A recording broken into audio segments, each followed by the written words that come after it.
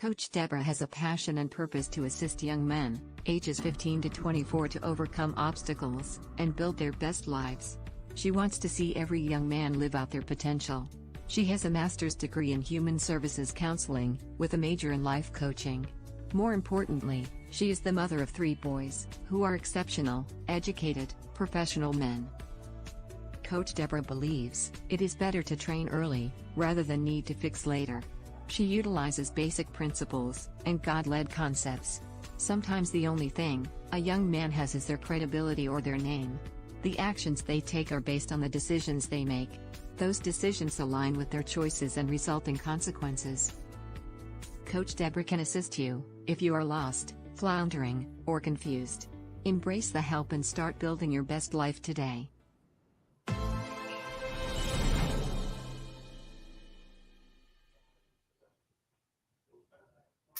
Great Tuesday and welcome to Blueprint for Success. I am super excited to have you here with me today.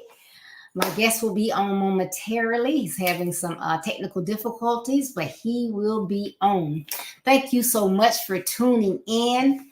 I love when I have guests. And this year, our theme is Blueprint for Success. You need to have that blueprint ready so you will have an idea of where you want to go. And the plans that God has for us are the ones that we need to try to follow. So we need to get that purpose that He has for us, get those blueprints ready, and be able and ready to delve into it. Great evening, Deacon Holmes. Thank you for tuning in. And I really appreciate everyone for all that you do here on Build Your Best Life. I appreciate your prayers, your financial support, your likes, your comments, your shares. That means so very much, because when you do those things, then I know that you're engaged, and I really appreciate it. So thank you so much. Now, this month, we started a new theme. We have a new theme each month. Our theme for March is a blueprint for ethical living. A blueprint for ethical living. Because it doesn't matter where you're trying to go in life, what you're doing. You should always want to do things decent and in order, be engaging, and want to do those things that please God. So how are you traveling on your journey for success? Are you doing those things that are ethical? Are you just out there? What is it that you're doing to get to your place? So we started out Saturday with they was the topic that I had on Saturday, and it was, I think, a great topic, because I had a lot of feedback and comments from a lot of different people. So that was interesting, talking about they, because they are the ones that we have to look out for sometimes as we maneuver through life. They think one thing, they say one thing. What happens if they stop you? How do you act or react? All those things are key. Hey, sis, thank you for tuning in. I am so glad to have you on, Carol. We are going to get started with our topic momentarily. I'm waiting for DJ Counsellor. He's having a little technical difficulties, but he should be on momentarily. So I was just bringing everyone up to speed on where we have been this month. So they was the first topic. And then today we're going to be talking about you're in charge. You're in charge. Because, no matter where you go, what you do, there's only one person that you can control, and that is yourself. You are in control of yourself. So you're in control of you. So no one can get to you, through you, unless you allow them to, because you're in charge. So If there's someone that shouldn't be in your space or anything like that, then you know what you need to do in order to curtail that stuff, right? So while we're waiting, I'm going to tell you, well, I'll let DJ Counsellor introduce himself when he gets on, but I'm going to tell you a little bit about him while we're waiting. Well, his name is Dr. Elnathan Corey Rowe, and he is a native of Nassau, Bahamas. And he is known for working with youth in the youth ministry and development for over 20 years. That is such an accomplishment. He presently serves as the youth pastor of Emerge Youth Church at Bahamas Faith Ministries International, and is active in the roles in the community as a youth specialist, a life coach, a motivational speaker, a radio host, music and film producer. He sounds busy, doesn't it? He is an asset and trusted voice to various government agencies, including the Ministry of National Security, Ministry of Education, Ministry of Social Services, and the AIDS Secretariat. Dr. Rowe holds a bachelor's degree in theology from Destiny Christian College, a Master of Arts degree in Christian counseling from New Covenant University, and a doctorate degree in leadership from Grace International Bible University. Dr. Rowe has been afforded multiple opportunities to speak on diverse platforms throughout the Commonwealth, addressing topics and issues concerning the nation's youth. And you know that is right in my lane. I love it. He has been the voice of reason, addressing issues surrounding youth leadership, developing and implementing strategies for reaching the next generation, sex and dating, among many other pressing youth matters. He is a light to the next generation, speaking at schools, universities, youth conferences, homes for children, prisons, and at-risk youth throughout the nation. Well, the DJ. Dr. Rowe initially began his career as a gospel artist and disc jockey known as DJ Counsellor. He is the founder and CEO of Kingdom Vibes Group and the host of Kingdom Vibes TV and radio show, which airs weekly on Glory 93.9 FM. He has toured throughout the Caribbean and United States, performing his music at leading gospel events in Bermuda, Canada, Turks and Caicos, Trinidad and Tobago, Jamaica, St. Lucia, Panama, the United States, and throughout the Bahama Islands. He is well known. Over the years, DJ Counsellor has released several albums and is a multi-award nominated artist. He is the Marlon Awards recipient for Dance Hall Song of the Year entitled Who the Real Superman, featuring the legendary Papa San. His music is available on multiple streaming platforms, including Apple Music and Amazon, as well as on his website, which is www.djcounsellor.com. And that's www.djcounsellor.com. So I cannot wait until he gets on here, because it just sounds amazing. Great evening to Deacon Holmes, Carol, Dan, Agnes. Thank you all for tuning in. And like I said, he should be on in a minute, but our topic is going to be You're in Charge. And as I was stating earlier, you know that we are all in charge of our destinies and who we are. So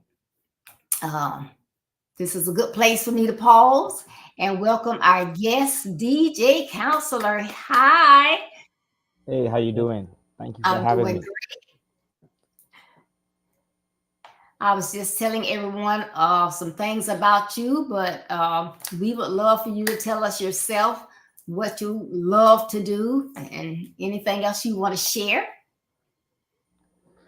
Well, I'm someone that loves God. I'm a husband to one wife. I have two beautiful girls. I've been in youth ministry now for the past 20 years. I'm a full-time youth pastor here at Bahamas Faith Ministries International. Um, and so been been busy. Do a lot of work within our schools, public schools. Also doing work within our inner cities for the past several years. Also outreaches. I'm also a recording artist. I go by DJ Counsellor. So other than that, I'm here today, man, to share whatever light I can. And thank you once again for having me on, Coach. Oh, thank you for being here.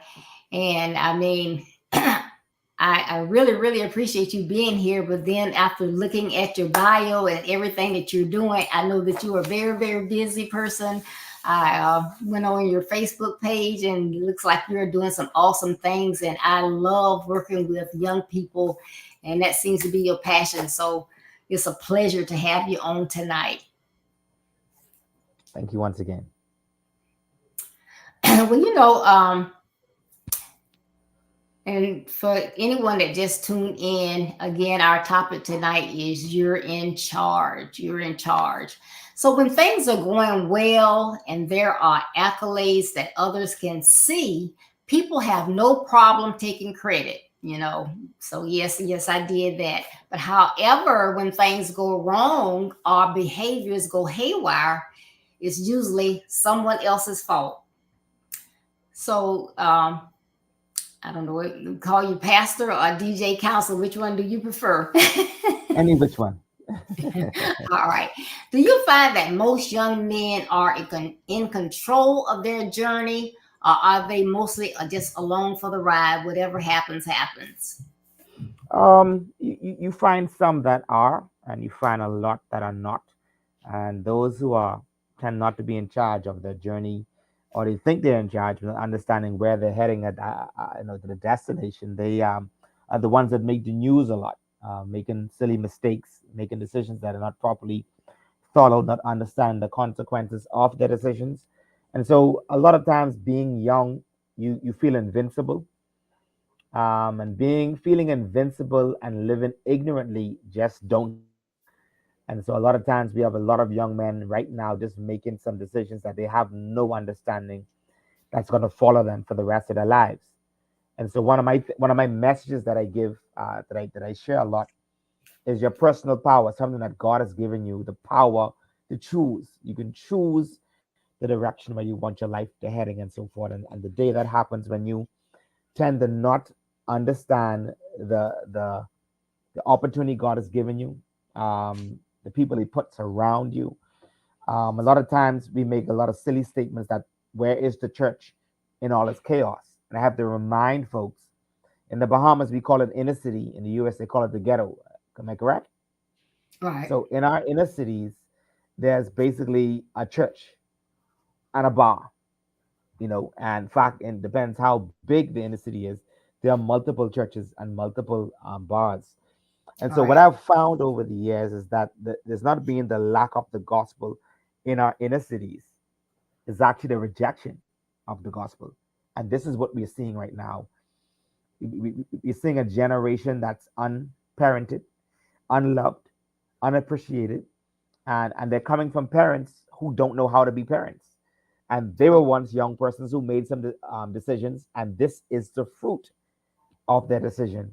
And we have chaos right now, especially with the single home that is predominantly led by women. Yes. Um, that model of home has our prisons filled with the same message. I had no daddy. Daddy was not there. I was raised by my mother.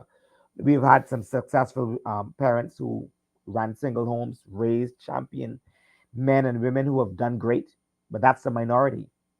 And here again, here was a young person, or young persons who felt they had life, by the hand and was able to make decisions ignoring the blueprint that God has put out there to have a family, to have a successful family.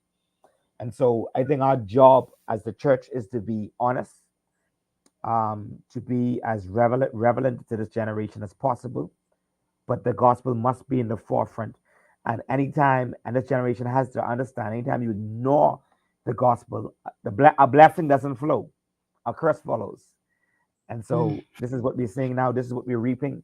Many persons are praying for a better world, and that doesn't exist according to the same Bible that we read. It's gonna get worse, worse and worse and worse. And so as time go on, we need more boots on the ground. We need more men and women ready to do the work of an evangelist and continue to take the gospel into our inner cities, into our youth and adults.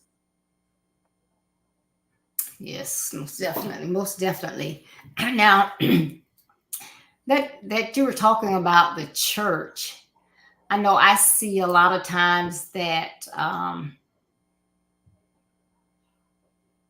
where we know that we're missing our youth and we need to engage with them. Do you have a lot of, I'll say, engagement within your church, like a lot of men stepping up to minister to youth? Like you've been doing it for over 20 years, but are you like a minority, or do you have a lot of men that are reaching out in the Bahamas? Because here, it's kind of hit and miss. So that's why I'm asking.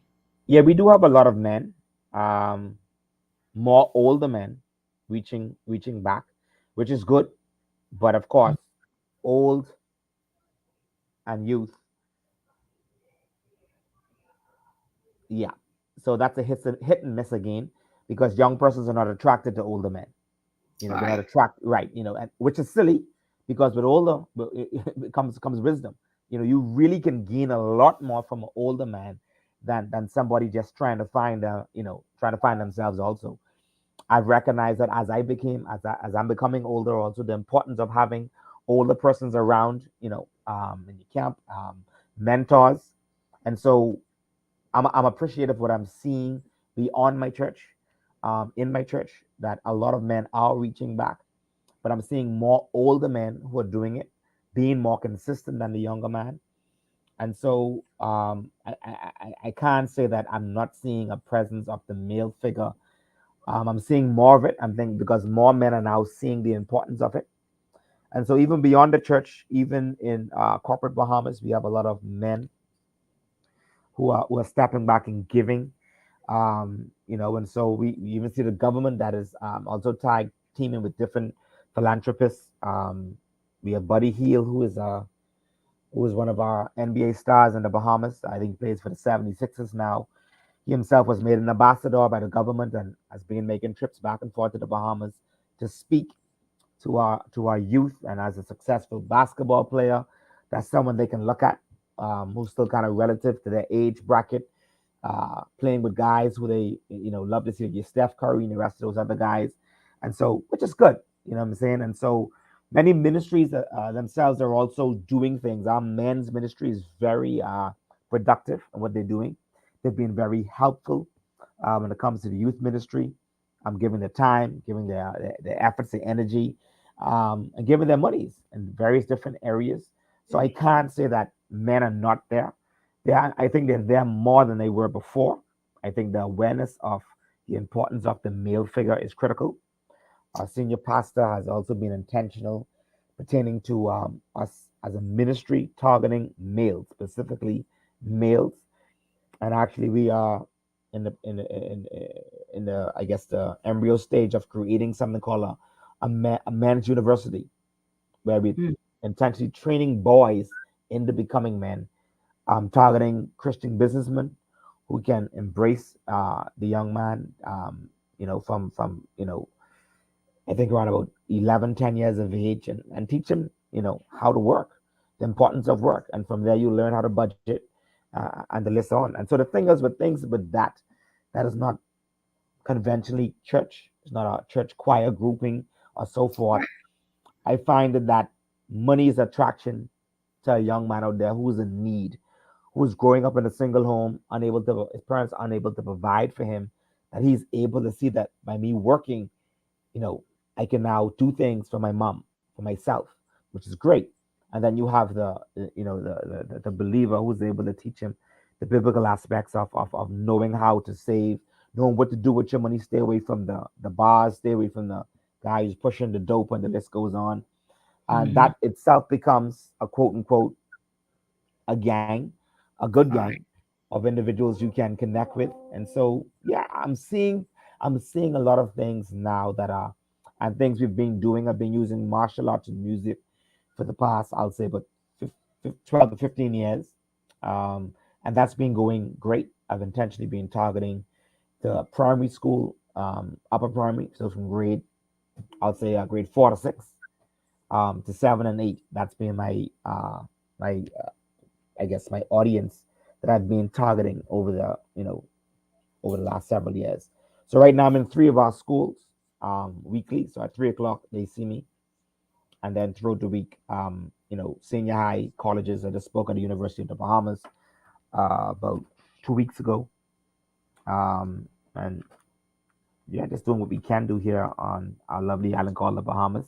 One of the things we say that it's a catchphrase: whenever America sneezes, we catch the cold. So whatever trends, as in drugs, whatever trends in fashion is, we pick up very quickly here. We're more Americanized than Caribbean, I should say, in our style. Even the music that we attracted to, and so that's it. So if a new drug shows up in the U.S., it's not going to be very long before a tourist finds a way to bring it with them when they come into the Bahamas, with tourism being our bread and butter here um, in the Bahamas. Yeah. Okay, that's good. I like it. So, we know that you do a lot of work with youth and you're familiar with cause and effect. And you mentioned earlier about, uh, a lot of our youth are raised in single parent homes, and most of those are homes that are being led by the moms. So, how can parents, especially these single moms with sons, get their sons to understand that they are accountable for what happens in their lives? The complication with that is, and I've been explaining this more than once now. Not more than once, but frequently, more frequent than ever. Our kids are not they're not computers. So you go to a computer, you can program a computer how you want it to run, and you Mm-hmm. basically have, I'll say, you have a certain amount of years to instill something within a child, and then there's a next X amount of years that that child tends to find themselves along with the foundation you would have given them. So within those phases within a child, you're now reaching around 16, 18, and we have a problem. You're calling someone and say, I need help with this boy. He's uncontrollable. And Mm-hmm. so one of the things that is missing predominantly within the black communities is we don't have a culture. So for instance, single moms is not something new. That's been around. Um, but what we had is where daddies who weren't necessary in the home, but their authority still existed. So for instance, my grandfather could not be in a home because he had to provide for his family. And so persons, I would say 40 and under, may not understand that. You who may be older, my parents, um, their parents, the father physically was never really in the home. My granddaddy had a farm and he had to work. So technically he came home, he ate dinner, he spent a few minutes between dinner and bed, and that's it. That's how Mm-hmm. things happen. When a child misbehaves, I'm gonna tell your daddy when he comes home. Even before it gets to there, if the neighbor saw the child cursing, fighting in the road, that child was disciplined by the neighbor. That's right. That child was disciplined from the principal who left the school and met them on the road misbehaving. So now all of that is being removed, and our mother is trying to find help when we've now created a society where we're saying that we don't need a man anymore. And we've sat down there and allowed this culture to fester to the point now that every that every country that has blacks in it is asking the same question you're asking. What do we do? A young man grew up seeing his father do something that was very powerful. Not a young man grew up seeing his father work. That father was known in the community by his work. That that family was respected by that father's work. That's how important work has been to the male figure. And today, that's like, what? And because we don't have mothers, uh, matrix of the family to be able to sit down and pass knowledge down to say, this is what worked. This is why we did what we did. We now have persons just freestyling and listening to persons on the internet, one, who don't have children, two, who don't believe in the family, three, who don't even believe in the God we serve. That's right. But we are subscribing to them as our life coach, as somebody of success. And so we've moved away from things that kept the family together. And so mothers today who are trying to figure out what to do with their sons, first and foremost, need to look in the mirror and ask yourself, have you really been a mother? Mhm. And if that child has already reached 16 years of age, our problem is even bigger than what she thinks it is. Because That's right. you addressing a 16 and 18-year-old is different from addressing an 8-year-old. Because when that child reaches 12 and 13, there's some things that that child should have been seeing, some things that child should have been participating, that's now going to form their worldview. So I've worked with families where there are 3 kids in a home. One is an honor roll student. The second one is doing okay, and the next one is a criminal. And they're all the same age, under 13, living in the same home, eating the same food, in the same community, catching the same bus. How is that possible? And so, one of the things that we have to go back to understanding is that a mother was trained to be a wife and a mother from she was a girl by her mother. So she Mhm. saw what her mother did as a mom to, to a wife, to her father.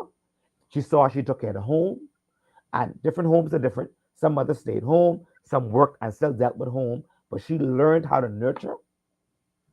She learned how to clean and take care of the home. She got an understanding that this is a woman's role.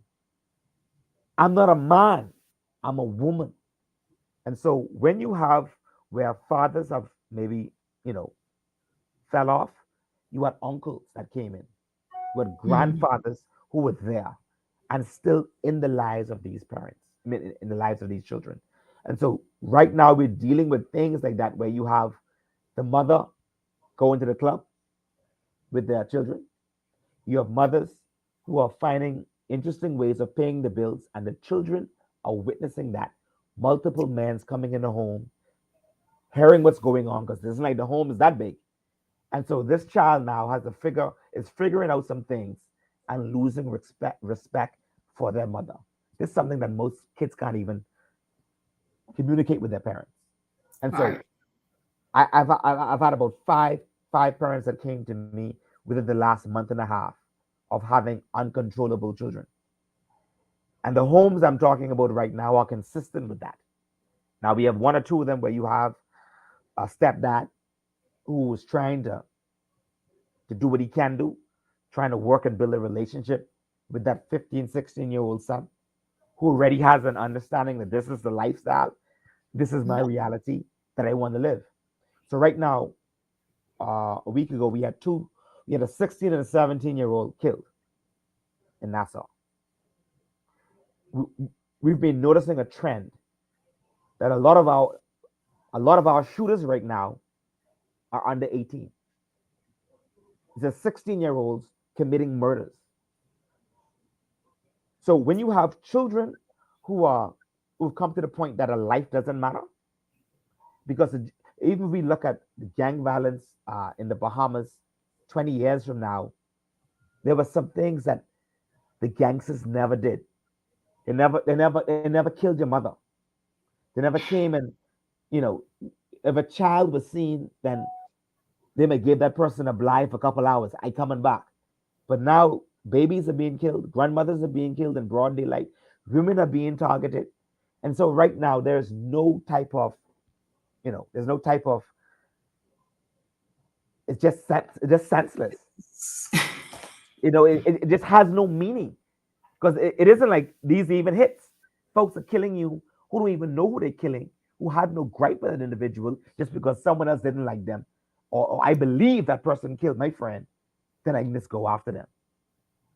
And so you have a young man uh, who's going to be arrested for armed robbery.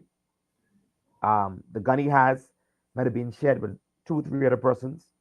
Forensic science is going to prove that that gun killed 2 other persons, and he's going to take the rap for all of that. His life is ruined. Going to spend the next 30 to 40 years in prison. Time as he comes out, he's going to be no good to himself or society. And this is the reality of hundreds of young men in our country. And so it's going to take a lot, and it requires the church being intentional and having a understanding of the demographic of our country. So if we continue to have the majority of our youth, I think we're close to 70 something, being born in single parent homes, Right. we're in trouble. Because if you look at the caliber of mothers, we're in big trouble. And so even having this conversation now, to many females listening, it sounds like I'm woman bashing. It sounds like I'm angry. It sounds like, oh, if they would listen to what I'm saying, that the help needs to start with them first. That son is a product of your home. And so telling me that you don't have a daddy for this young man, but telling me you don't have a daddy for the 3 other children you have also, I'm looking at you as the big problem. Because you are obviously not understanding that you have a problem on picking men, and you just having children, not understanding that you need to be in the financial position to take care of those kids, to give them the best life that they can. And when you can't do that financially, you end up being a strain to society, you end up being a strain to your family. And then again, now these kids are going to grow up lacking.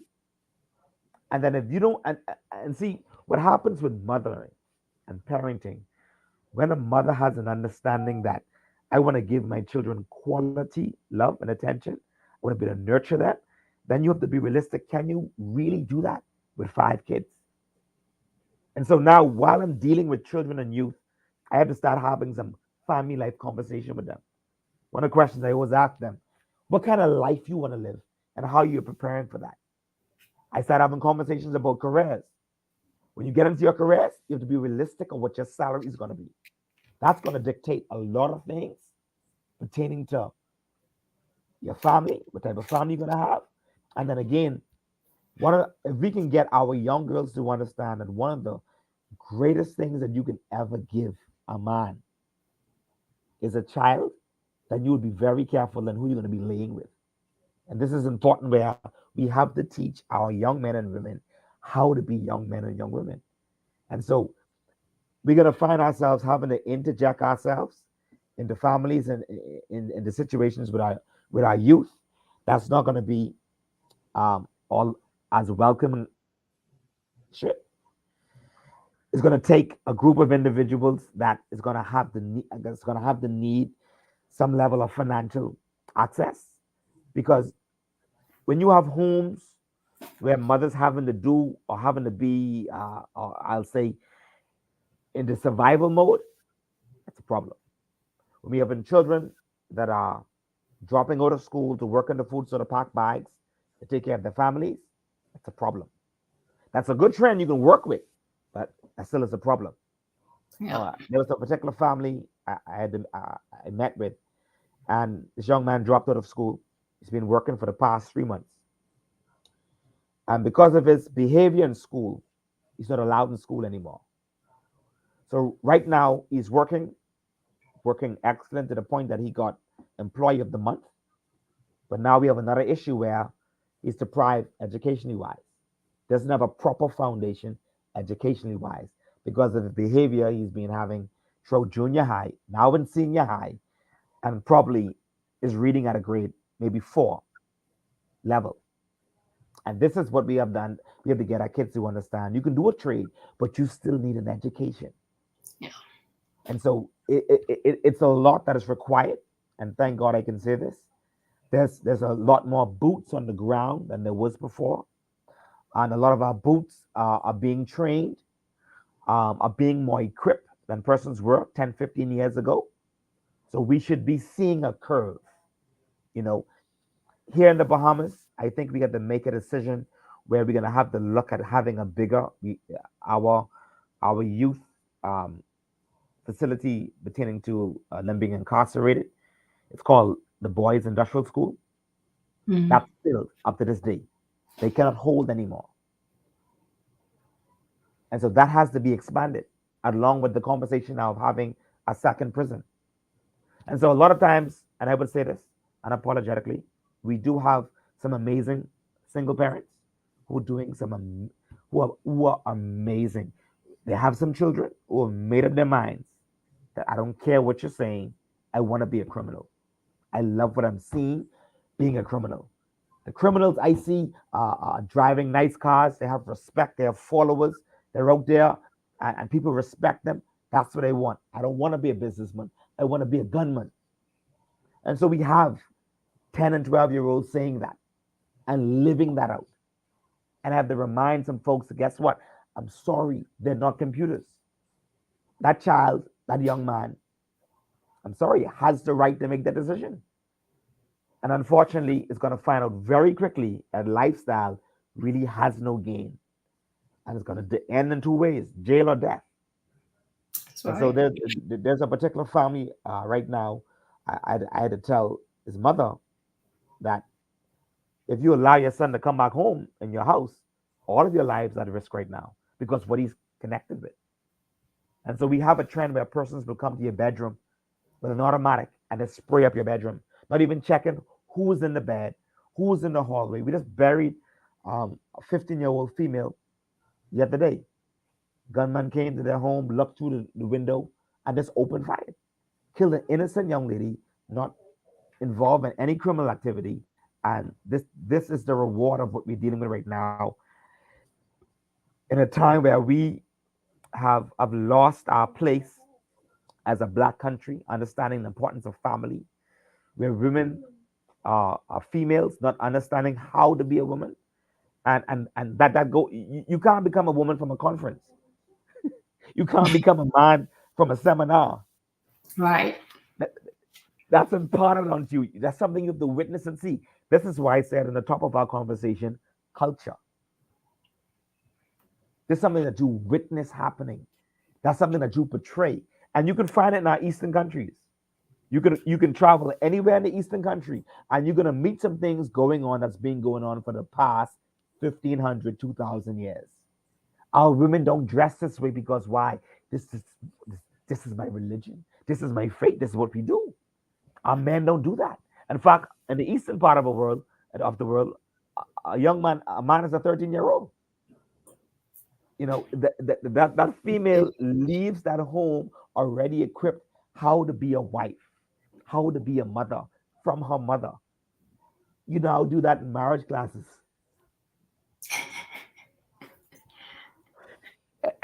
And I cannot be the only person who is seeing that what we have right now is chaos.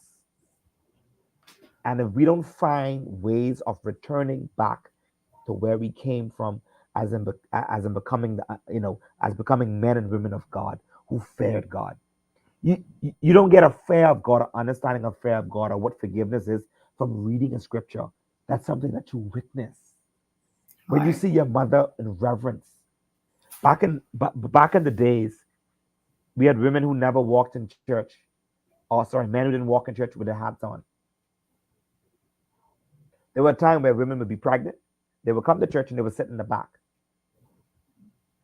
because of their reverence. We had times where in our family gatherings where persons would be driving with the secular music. When they're passing the church, they turn it down. And when you have today's Christians that don't understand what reverence is, they believe just raising your hand is reverence, and not understanding that the God we serve is in us. So our reverence doesn't just stop in a building or to a person, but that's a part of worship. All right. On the praise and worship. And so there were times where persons wouldn't even rest things on their Bible because of their reverence of what the Word of God represented. Yeah. It is just so different now. It's very different. It's scary. Very different. But we have to find ways that we're gonna, it's not impossible. I'm gonna need persons like you who have been around longer. And this is why no, it's not. It's not. And I remind folks all the time, and this is what keeps me in line. There's a point where we're gonna meet God and have the answer to Him. One of the most scariest scriptures that reminds me every day: "Depart from me, I know you not." What you mean? You mean, hold on, man? I'm an author. I've led numerous persons I've led to Christ. So, which means we can be effective in ministry and still don't qualify. And so every single one of us has to come to the place where we are judging ourselves and making sure that we remain on the straight and narrow. Narrow is the road, only few will find it. And that's what I remind myself every day when I check myself. I have to check myself every day to remain on the straight and narrow. And this is why I do what I do. Yes, and you're in charge. So you're shaking yourself up every day and reminding yourself. And each one of us need to do the same thing. We all need to come in line and do what we need to do. And a lot of the things that you talked about, people have forgotten about the neighbor chastising the child. Now, we don't want anyone to say anything to our children until they get out of hand and it's help me and it's too late. We're not praying in school. We're not praying over our children. I've always prayed over my children before they left home, anointed them, talked to them, teach them. And at one time I was a single mom. I worked, I took care of my son. I taught him as best I could. I got him involved with sports so he could be around males. But I was also one to, this is a little angel. He doesn't do any wrong. If you see my son doing something wrong, straighten him out and let me know. But a lot of people don't want that anymore. And you can't wait till a child gets 16, like you said, or 18, and then all of a sudden you want to teach them how they're supposed to act. You got to train them up young. You got to start early. Yes, ma'am. We're missing a lot of that. We're missing a lot of that. It's critical. Yeah. And my mothers out there that are listening, I work with young men, but of course, I'm not going to find a lot of young men to come on this broadcast to see what this lady wants to try to tell us. But I do have a lot to tell them because I've been there, done that, and I'm here to assist. And I work with young adult males, and I see, they've gotten through life and they're successful, but there's so much they still don't know about life. They don't know basic principles. They don't know ethics. They don't know about reverence. They just don't know because nobody has taught them. And you don't know what you don't know until you find out you don't know. Yeah. So, we need people out there that's stepping up and helping. So that's why people like yourself, I try to get them on Build Your Best Life so that you can speak into these young men if they get on or they just happen by this broadcast. But now I have begun to work with those mothers with sons to try to, encourage them and pray for them and get them to understand some of those things that you were saying. Because, I can't be swinging on a pole and come home and tell my son, do this, and this. I have to be the example. You can't bring any and everybody in over your children. You have to be the example. So, you know, we can get it done, but we have to, you know, follow God. We have to pray.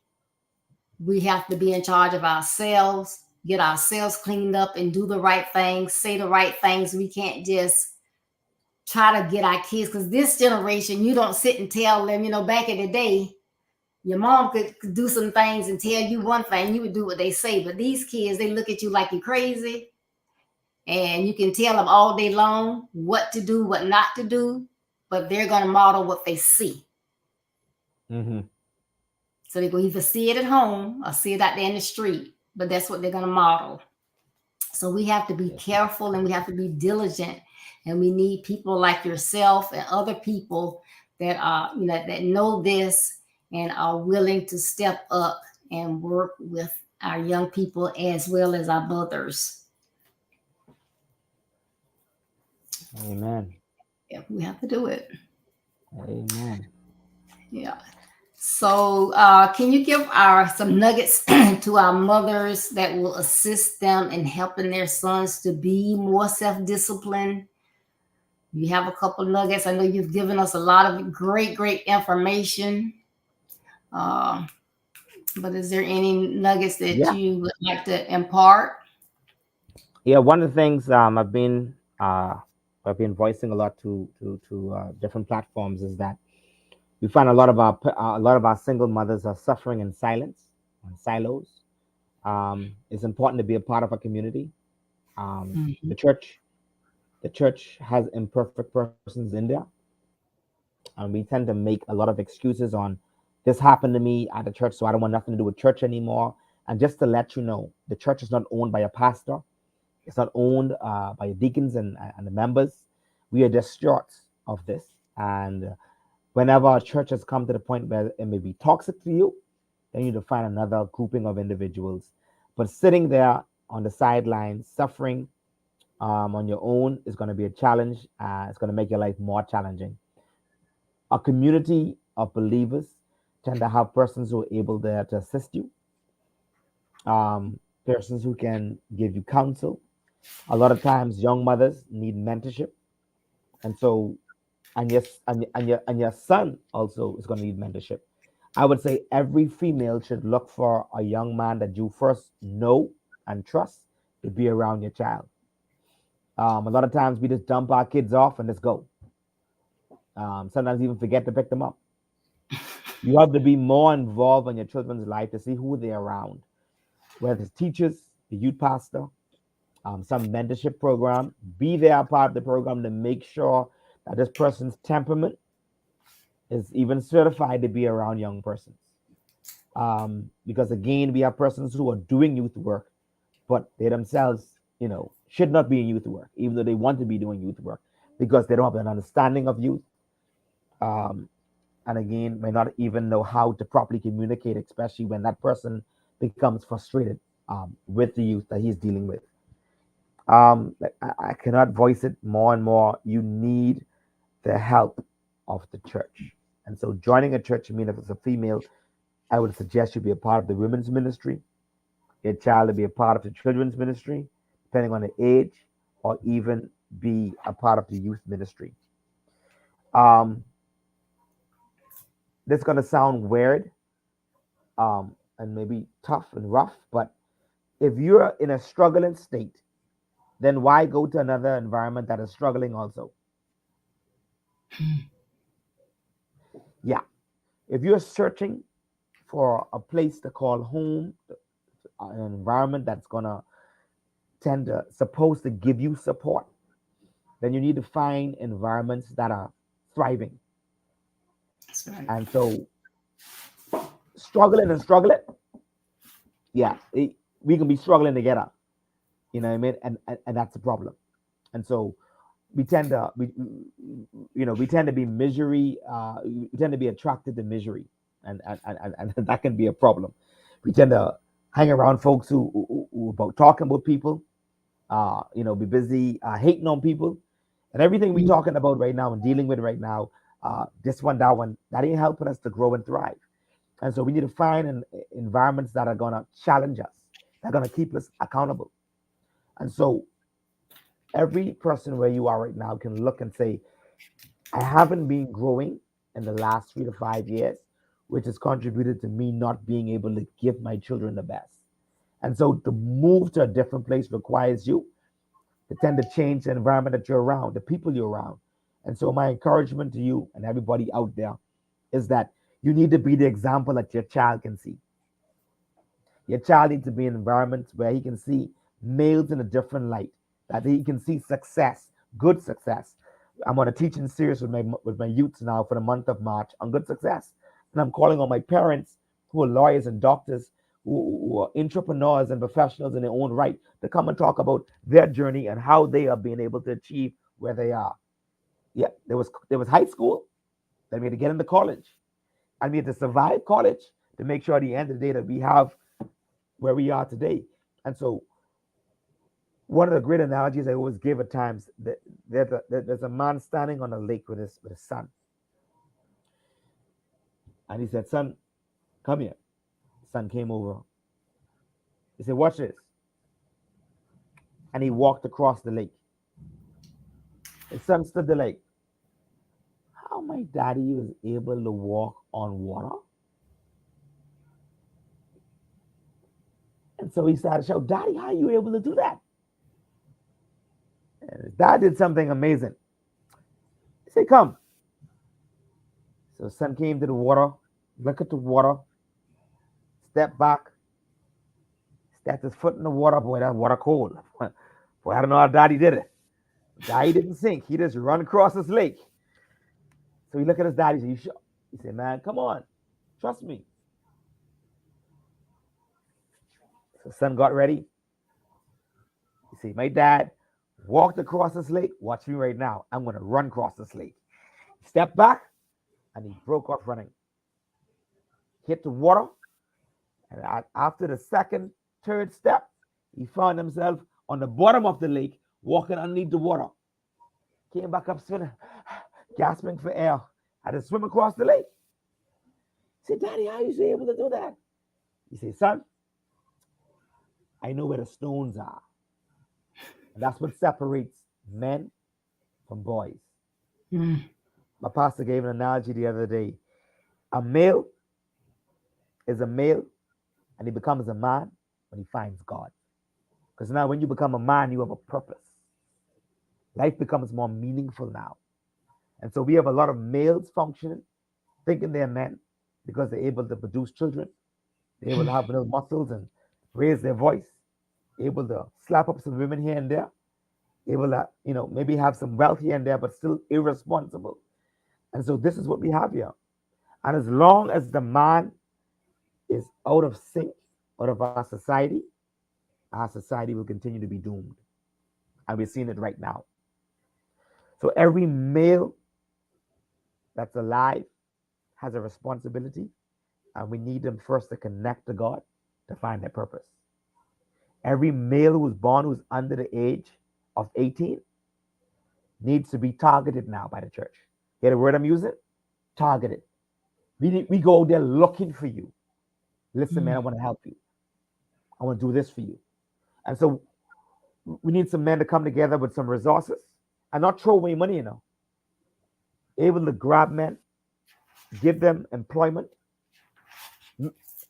Men like to work and have something tangible they could do with it, and say, steer them on how to spend your money, how to invest. Get them see the benefits of saving. On the other hand, we need someone in government to do something remarkable by creating affordable housing. We have Walmart now selling homes for $30,000. We have different companies in China that are producing homes up to category 3 hurricane can withstand, and you're able to ship a home for under $50,000. What?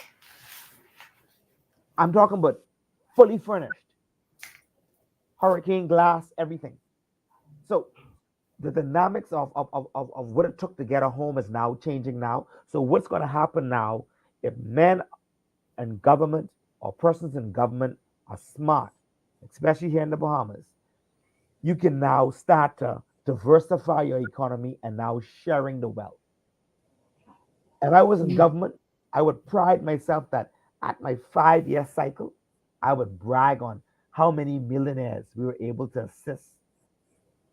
And if you're able to create millionaires in these inner city communities, it gives that young man hope. And we ain't even got to say a millionaire. We're grabbing men who are making $300 a week, who are making $300,000 a year now. So we're now having more children leave government school. That means we have more private schools now opening. We're creating more jobs for teachers now. And this is what happens when you have vision. Vision sets the scale straight across the board. If you have a pastor who has vision, the church grows. If you have government that has vision, the country prospers. And so at the end of the day, we need persons with vision to now step forward and now get these things out. What to do now, not just send your vision in just by email or send and hoping that the prime minister can open it. No. Let the country at large know that this is what I sent in 6 months ago and nothing has been happening and so forth. And I can bet you then, persons now are going to be looking like, oh, because we have some bright minds that are out there who are discouraged. And the quicker we're able to give platforms for our young persons to thrive, to get on the stage and end up doing some amazing things, or even on the global stage, it just brings us to a point where it just establishes more hope. Hope. And so, parents, it's important to have conversations with your kids. Conversations about love, conversations about friendship. And one of the things I would want to close by telling you this: stop dropping your kids to church, and it's time for you now to attend church with them. That makes a big difference, a huge difference. Seek guidance. Yeah. Seek guidance. Every wise person has somebody they can call on for wisdom. That's right. Learn from your mistakes. Teach your daughters not to make the same mistakes you made. And if you find yourself still in questionable predicaments, then don't allow your children to see you in those predicaments. Because then you can't gauge how somebody's going to lose respect for you. This can't. They're not computers. They're humans that has feelings and emotions and try to figure things out in life. So one of the things you need to do is remain the hero in your child's life. And so some of the things you find yourself struggling with, whether it could be drugs, alcohol, certain relationships, protect your kids from witnessing and seeing that from you. That's right. That's good. Yes, ma'am. Yes. Well, thank you so much. You have given us some food for thought. And I know that anyone that was on here have picked up some great nuggets. Please make sure that you share, because this is something that you can go out there and look at again, share it with friends, and they can go back and listen at this. You're in charge with DJ Counsellor, Pastor Roll. We are happy to have this information that he shared tonight. So please make sure that you share. Is there anything else that you would like to leave with us? Tell us how we can connect with you. Do you have Yeah. do you as you teach your young people, do you have anything on Facebook, anything where you teach? Yeah, you can go to Emerge You Church on YouTube. You have a lot of videos up there. There's a conference we do every year called Youth Alive. That's going to be from June 19th to the 22nd. So if you want to come, 21st, if you want to come to the Bahamas and experience Youth Alive, it's one of the largest youth conference here on this side of heaven. Of course, the Bahamas is the place where God lives. And so definitely want to come down here to the Bahamas, enjoy our sunshine and sea, and be able to worship with us, man, at our youth conference. And so you want to come down. It's going to be one of our, we're going to have a person like Miles Minnick's going to be down here. Those who do gospel hip hop will know who he is. And we're celebrating 40 years this year, how long this conference has been around. And looking forward, man. If you want to come down, you can go to my website, also djcounselor.com. You can follow me on Instagram, DJ Counselorville. That's Ville. Now, the counselor is spelled the English way, not the American way. All right. We're still a British colony. And so it's DJCounselor.com or on Instagram and Facebook, Snapchat, also Twitter is DJ Counselor Ville. All right. Ville. Those who are Superman fans will know of Smallville. So there you go. And so other than that, you can reach out to me there. I'm looking forward. And of course, you can hit me up. Would love to network with you. If you need any counseling to your situation, which you're dealing with, I'm open to that also. And I'm here based at Bahamas Faith Ministries at the Miles E. Monroe Diplomat Center. And so, yeah, man, to God be the glory. Thank you once again, Coach. Thank you so much. Thank you so much. Build your best life. Beautiful platform.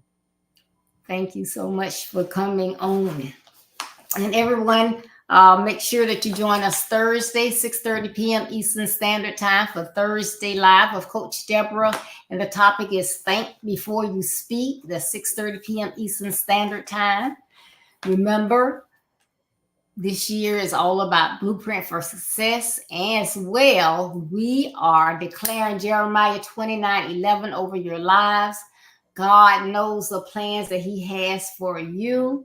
And he wants you to do what? If you've been here all year, what you need to be putting it in the comments section. He wants you to have prosperity, right? Prosperity. And he also wants you to have the hope for the future that he has promised. So please make sure that you follow God's plan for your life, create your blueprint, follow it, and you can build your best life. Remember, building your best life is our business. That's not a slogan, it's our commitment. I love you. Be blessed. Stay safe. Again, thank you so much. And I hope that you'll come back on here. You have been a blessing to us this evening. Thank you. Once you let me know, I'll definitely be here. Looking forward to the opportunity again. And thank you for the work that you're doing, giving a platform for persons like myself, all over here in the Bahamas and wherever globally, man. Thank you so much. And the work that you're doing is touching and affecting lives, man. And so sometimes people mightn't say it, but you'll be amazed at platforms like this and how much it really means to families and the persons that are looking for hope. Amen. Thank you so much. Have a great evening. God be Bye-bye. the glory, man. Thank you. Blessings.